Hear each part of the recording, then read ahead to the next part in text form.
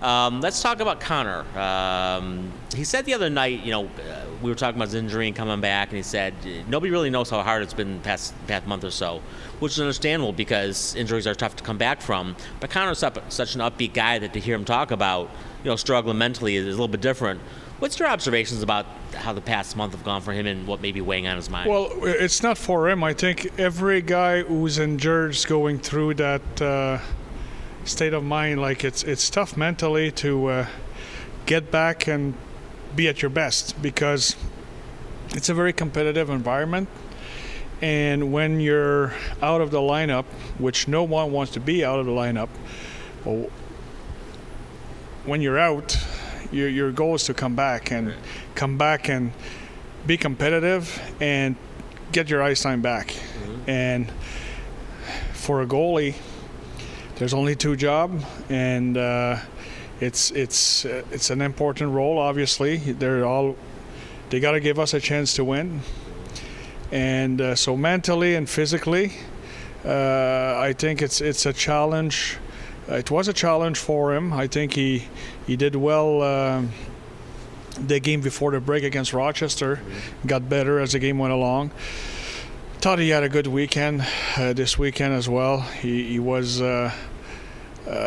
good when we needed him against Cleveland, and I thought that our team was more opportunistic. But overall, it's the mindset. The mindset is the key for me for players to come back and to perform the way they were performing before they got injured. Do you notice anything different about him and the way he reacted to the injury versus other guys? It's the first time he's been hurt, I guess, since junior. So it may be more a question for Carl. They're spending a lot of time together. On my part, like I watch him in practice, and I go back to the goalie coach after to Carl, and we have discussion about our both goalies and.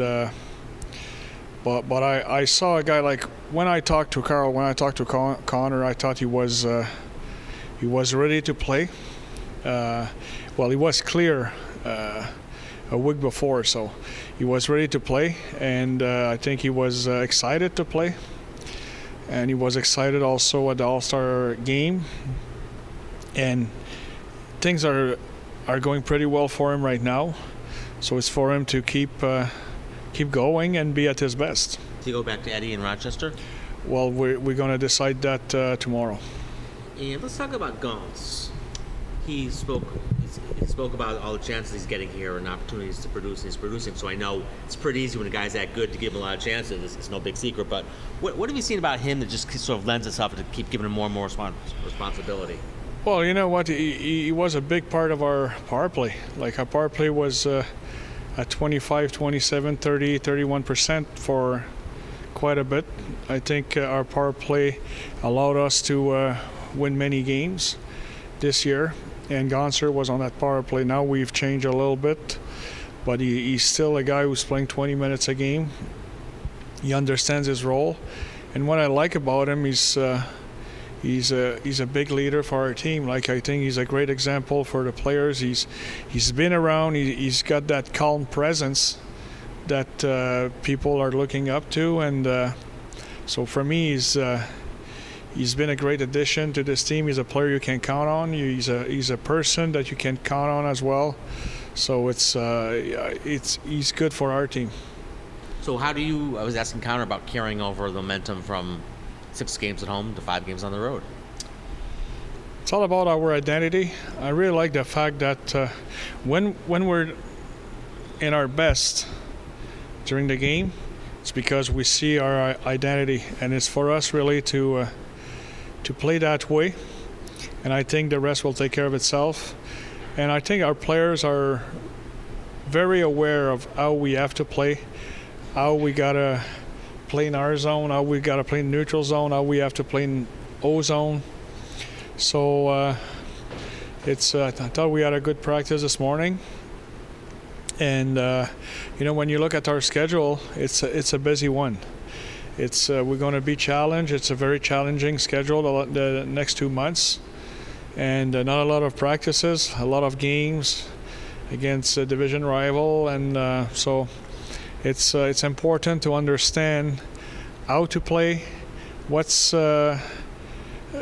we have to do to have success and what we have to fix to get better.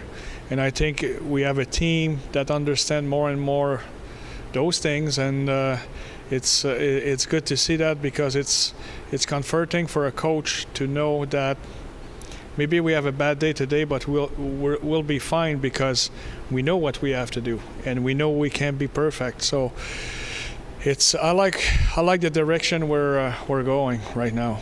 With not a lot of practices, I mean, right now you practice today, tomorrow. You're able to use that to get the team back on track if maybe you don't think they're playing that way. But when you don't have as many practices, how much of that onus falls on the players who have to recognize it themselves? I think mindset is a key. Video room it's like we didn't do much video the last month and a half, knowing that this is coming.